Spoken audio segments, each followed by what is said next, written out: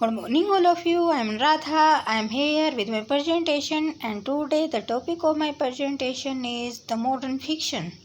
जो ये modern fiction है वो वर्जीनिया वुल्फ के द्वारा लिखा गया एक बहुत ही फेमस ऐसे है।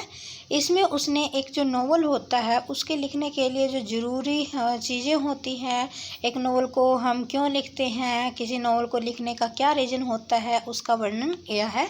तो जो मॉडर्न फिक्शन है इज एन ऐसे, ये एक ऐसे है बाय वर्जीनिया वुल्फ के द्वारा लिखा गया। द ऐसे वाज रिटन इन 1919 और जो ये ऐसे है वो 1919 में लिखा गया था। बेस्ट पब्लिश्ड इन 1921 और बट पब्लिश्ड इन 1921 और ये 1921 में पब्लिश हुआ था with A series of short stories called Monday और ट्यूसडे। और ये जो उसकी शॉर्ट स्टोरीज का जो कलेक्शन था कॉल्ड मंडे और ट्यूसडे, उसमें ये पब्लिश हुआ था। इन मॉडर्न फिक्शन, जो मॉडर्न फिक्शन है इसमें Woolf elucidates upon words he understand the modern fiction to be. उसने इसमें क्या मॉडर्न फिक्शन क्या होता है इसका उसने वर्णन किया है। उसने एलुसिएट्स क्या है, एलुसिएट उसका वर्णन किया है। वुल्फ स्टेट्स दैट, वुल्फ ने कहा है दैट कि a writer should write what inspire them and not follow any special method. उसने ये कहा है कि जो पोएट होता है, ए राइटर शुड राइट, उसे लिखना चाहिए व्हाट इंस्पायर देम, जो दूसरों को जो क्या करे उसको इंस्पायर करे, not follow and special method, उसे अपने वर्क में किसी स्पेशल मेथड का यूज़ करके किसी चीज़ को बढ़ा चढ़ा कर कहने की कोई ज़रूरत नहीं है। उसको ऐसे वर्क लिखने चाहिए जो दूसरों को क्या करते हो, इंस्पायर करते हो। तो उसके जो वर्क होते हैं वो इंस्पायर करने वाले होने चाहिए।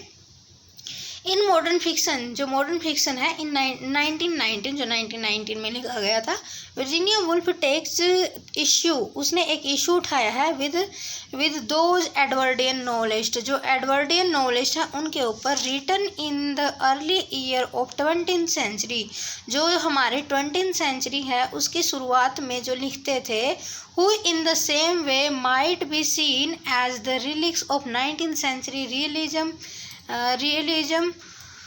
and outlined above her target Arnold Bennett, John Galsworthy and H.G. Wells। यहाँ पर उसने जो हमारे 20th सेंचुरी है उसके उन राइटर के ऊपर का वर्णन किया है जो कि बहुत ही ट्रेडिशनल वे से अपने नॉवेल्स को लिखते हैं। उनकी जो आउटलाइन है वो ट्रेडिशनल है। तो ये कौन है, ये अपने आर्नोल्ड बेनेट है, जॉन गाल्सवर्दी है, H.G. वेल्स है, आर लेबल्ड एज मेटेरियलिस्ट, और इनको मेटेरियलिस्ट कहा गया है because of their preoccupation with predictable and plausible plots, क्योंकि जो इनकी प्रिडिक्टेबल मतलब हम किसी चीज़ के ऊपर जब किसी पूर्वाग्रह के साथ किसी नॉवल को लिखते हैं तो प्रिडिक्टेबल एंड प्लूसिएबल प्लॉट्स, उनका जो प्लॉट है वो ट्रेडिशनल है, वो मॉडर्न नहीं है बल्कि वो ट्रेडिशनल प्लॉट का यूज करते हैं।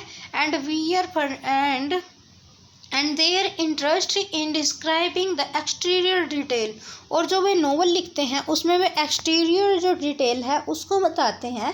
उसमें वो क्या करते हैं, जो एक्सटीरियर डिटेल है उसको बताते हैं। किसी भी नॉवल को लिखने के लिए वो जो उसके जो करैक्टर हैं उसके इनर थॉट को नहीं बल्कि जो एक्सटीरियर मतलब बाह्य जो चीज़ें हैं उनका वर्णन करते हैं।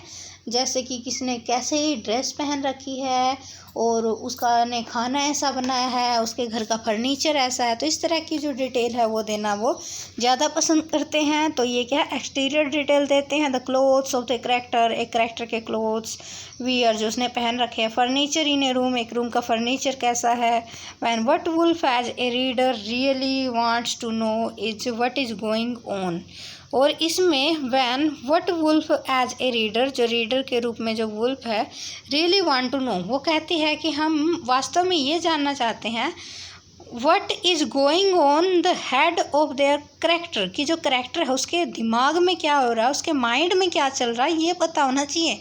हमें एक्सटीरियर किसी भी चीज़ का पता होना ज़रूरी नहीं, हमें बाहरी किसी भी चीज़ का पता होना ज़रूरी नहीं है, हमें उसके माइंड का पता होना चाहिए। But we never get from Arnold Bennett and his material piers, और हम जो आर्नोल्ड बेनेट है, जॉन गाल्सवर्दी हैं, उनके वर्क में हम इसको नहीं दे सकते क्योंकि ये क्या है, मटेरियलिस्टिक पियर है।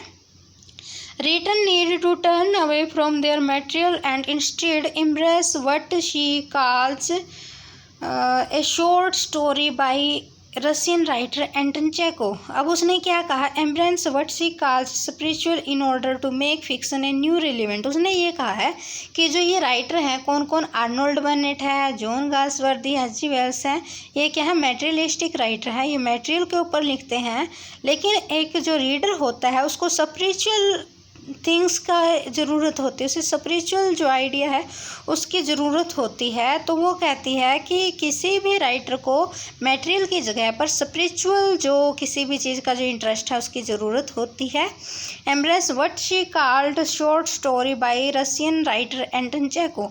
अब वो एक शॉर्ट स्टोरी राइटर है, रशियन राइटर है एंटन चेको, उसका वर्णन करती है, उसके बारे में बताती है।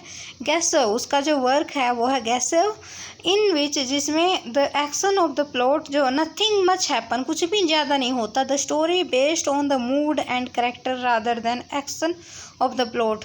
और जो स्टोरी है जो करेक्टर उसके मूड के ऊपर डिपेंड करती है, उसमें किसी तरह का कोई बाहरी एक्शन के ऊपर कोई ज़्यादा इसमें ध्यान नहीं दिया जाता, बल्कि जो माइंड है, जो उसकी थॉट है, जो उसका मूड है, उसका वर्णन किया गया है किसमें, जो एंटन चेको का जो वर्क है गैसव उसमें। Such a story point a way forward for Woolf and other writers, though she label Georgian more modern than progressive and materialistic education। इस तरह से उसने क्या है, जो ये हमारे राइटर थे उनके ऊपर एक लेबल लगाया है, लेबल मतलब उनको एक कैटेगरी में डिवाइड किया है और उसको क्या कहा है कि जॉर्जियन पोइट के रूप में उसने बताया है, तो उसने उस पर एक लेबल लगाया है।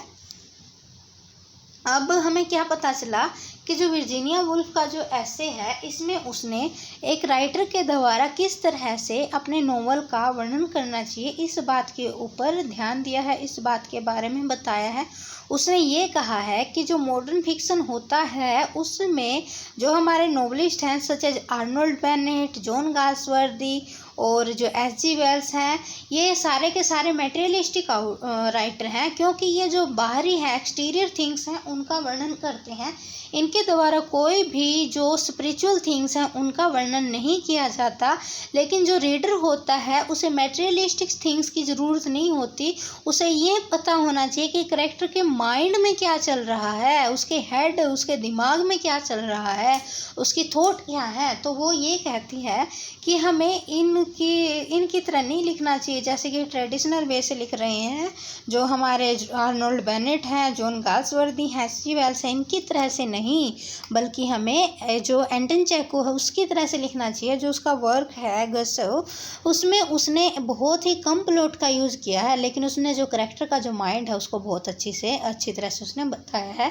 तो उसने ये कहा है कि जो प्लॉट है उससे ज़्यादा जो करेक्टर के जो स्पिरिचुअल ब्यूटी है, उसके माइंड में चल रहे जो विचार हैं, जो थॉट्स हैं, उनका वर्णन राइटर के द्वारा किया जाना चाहिए। Further analysing the inflow of life, जो लाइफ का जो फ्लो है उसके बारे में बताते हुए Mrs Woolf defines life not as a series of symmetric arranged.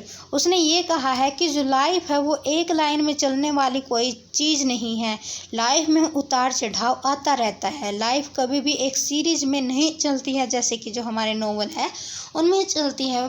Plot को बहुत ही अच्छा बनाते हैं, लेकिन लाइफ कभी भी एक सीरीज में चलने वाली नहीं है। शी सेज इट, वो कहती है it is a beginning of consciousness to end. इसमें क्या है, हमारी लाइफ में एक कॉन्शियसनेस होती है बिगनिंग टू दी एंड, और ये बिगनिंग शुरुआत से लेकर आखिर तक चलती रहती है। एक जो नॉर्मल इंसान होता है उसके अंदर उसके दिमाग में कुछ व्यूज़ होते हैं, और जो ये व्यूज़ हैं वो हमेशा चलते रहते हैं, ये व्यूज़ कभी ख़त्म नहीं होते हैं। तो उसने ये कहा है कि जो हमारे जो व्यूज़ हैं, जो हमारे द्वारा जो दिए गए व्यूज़ हैं, या किसी रीडर के जो व्यूज़ हैं, या हमारी जो लाइफ है उसमें हर एक बंदे के अपने व्यूज़ है, उसकी कॉन्शियसनेस है। अगर किसी बंदे के अंदर कॉन्शियसनेस नहीं है, समझ नहीं है, उसके माइंड में कोई विचार आते नहीं है, तो वो नॉर्मल बंदा नहीं है। तो उसने ये कहा है कि हर एक वर्ग के अंदर, हर एक इंसान के अंदर क्या होती है, कॉन्शियसनेस होती है, और इसी तरह से जो करैक्टर नॉवल में प्रेजेंट किए जाते हैं उनकी कॉन्शियसनेस का भी पता हमें चलना चाहिए, तो कॉन्शियसनेस बहुत ही ज़रूरी होती है। और उसने ये कहा है कि बिगिनिंग से लेकर एंड तक जो कॉन्शियसनेस है वो नॉवल में भी और लाइफ में भी हमेशा चलती रहती है। Thus purpose of the writer too should be delineation deeper and deeper into the human consciousness. इस तरह से उसने ये कहा है कि जो राइटर का जो एम होता है उसे कॉन्शियसनेस, जो कॉन्शियसनेस है, करेक्टर की कॉन्शियसनेस है, उसको शो करना चाहिए। उस जो हाँ जितना भी हो सके उसको डीपर एंड डीपर, उसको और गहरा और गहरा और गहराई से उसका वर्णन करना चाहिए। इन दिस रिस्पेक्ट, इस तरह से mention the innovative like James Joyce, Joseph Conrad. और अब वो जो जेम्स जॉयस है उसकी तारीफ करती है। जेम्स जॉयस कौन थे? जेम्स जॉयस थे, उन्होंने वो पायनियर माने जाते हैं अपनी स्ट्रीम ऑफ कॉन्शियसनेस के। तो यहाँ पर अब वो कॉन्शियसनेस में पहुँच चुकी है।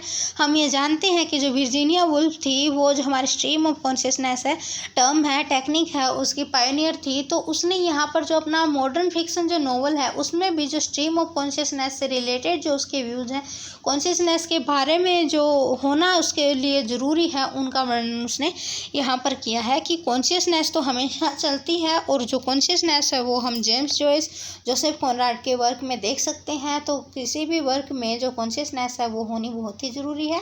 Cited the example from the portrait of the artist as a young man. अब वो एक एग्जाम्पल देती है और एग्जाम्पल है the portrait of the artist as a young man. वो portrait of the artist as a young man का example देती है। एंड यूलिसिस, और यूलिसिस का शी पॉइंट आउट दैट, और वो ये मुख्य बिंदु जो है वो सामने लेकर आते उजागर करती है दैट की here is the story apparent disconnecting and the coherent as a result of recording the atom of life in the stream of consciousness। और यहाँ पर वो कहती है कि जो स्टोरी है उसका रियल मीनिंग निकल रहा है, और जो स्ट्रीम ऑफ कॉन्शियसनेस जो है उसके साथ हम अपने जो माइंड का जो रियल व्यू है उसको जान पाते हैं। मिसेज वुल्फ तब वो कमेंट करती है in contrast with those external personality the habit manner and physical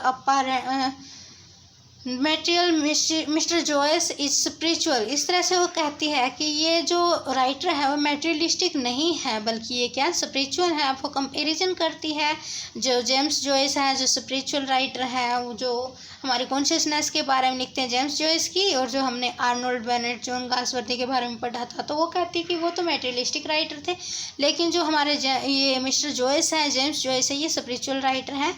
The altogether discards as it seems impossible to give the psychologically himself into the complexity and subtlety। इस तरह से जो life है, जो वर्क है, उसमें कॉम्प्लेक्सिटी हमें मिलती रहती है।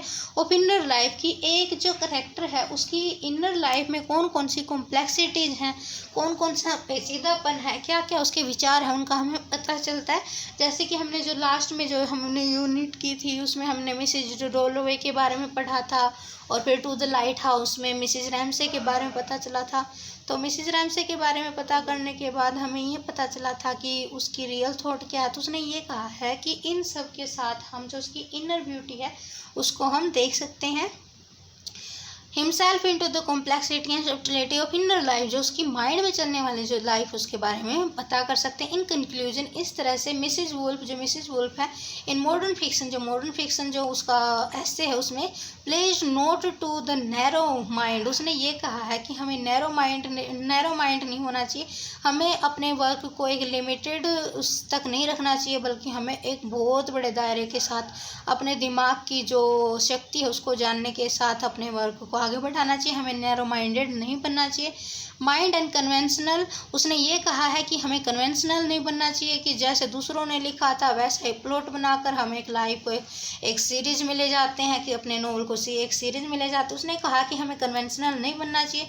शी सेज दैट, और वो कहती है कि that there are ample possibility of art and there is no limit of origin. और इस तरह से वो कहती है कि जब हम इनर और जो स्पिरिचुअल थिंग्स हैं जो नॉवल उनका बताने लग जाते हैं तो हमें पता चलेगा कि किसी भी वर्क की कोई लिमिट नहीं है, कोई ओरिजिन नहीं है। हम किसी वर्क को उसके करैक्टर की गहराई को कहीं तक भी ले जा सकते हैं, उसको कैसे ही करके समझ सकते हैं। The proper stuff of fiction, इस तरह से जो फिक्सन है does not exist, everything is proper stuff of fiction, every feeling and thought if are shattered spirit of life in it. उसने ये कहा है कि हर एक जो नॉवल होता है वो सिर्फ एक राइटिंग है, एक राइटिंग नहीं है, वो सिर्फ एक वर्क नहीं है, बल्कि ये एक स्पिरिट है, ये एक आत्मा है, एक लाइफ है, एक ज़िंदगी है। तो इसको एक लाइफ की तरह ही बनाकर प्रेजेंट करो, एक स्टोरी की तरह से नहीं। उसने ये कहा कि जैसे हर एक इंसान की अपनी कॉन्शियसनेस होती है, उसके दिमाग में कोई ना कोई विचार आता रहता है, इसी तरह से जो नॉवल होते हैं उसमें जो करैक्टर होते हैं उनके भी अलग अलग विचार होते हैं। तो उसने ये कहा है कि अपने जो नॉवल है उसमें लाइफ को लेकर आओ, उसमें मैटेरियलिस्टिक थिंग्स को मत लेकर आओ, बल्कि उसे अपने नॉवेल्स को स्पिरिचुअल बनाओ। तो इस तरह से इसने जो ये नॉवल है इसको क्या है, हम 2 पार्ट्स में डिवाइड करके समझ सकते हैं। पहले तो वो राइटर हैं जो क्या ट्रेडिशनल वे से लिखते हैं, उसमें हमारे राइटर हैं वो कौन कौन से हैं, उसमें हमारे आर्नोल्ड बेनेट हैं, जॉन गाल्सवर्दी है, H.G. वेल्स है, और दूसरे हमारे जो स्ट्रीम ऑफ कॉन्शियसनेस में लिखने वाले हैं, जैसे कि जो पायनियर है स्ट्रीम ऑफ कॉन्शियसनेस का, जेम्स जॉयस है, और जोसेफ कॉनराड के बारे में बताया, एंटन चेखव के बारे में बताया। तो उसने ये कहा है कि हमें ट्रेडिशनल राइटर बनने की जगह पर हमें क्या बनना चाहिए, हमें एक मॉडर्न राइटर बनना चाहिए, हमें मॉडर्न वे से लिखना चाहिए, और हमें क्या है, सिर्फ प्लॉट के ऊपर ध्यान न देकर हमें जो कैरेक्टर है उसके जो इनर कन्फ्लिक्ट्स हैं, उसकी जो कॉन्शियसनेस है उसका भी वर्णन करना चाहिए। Thank you.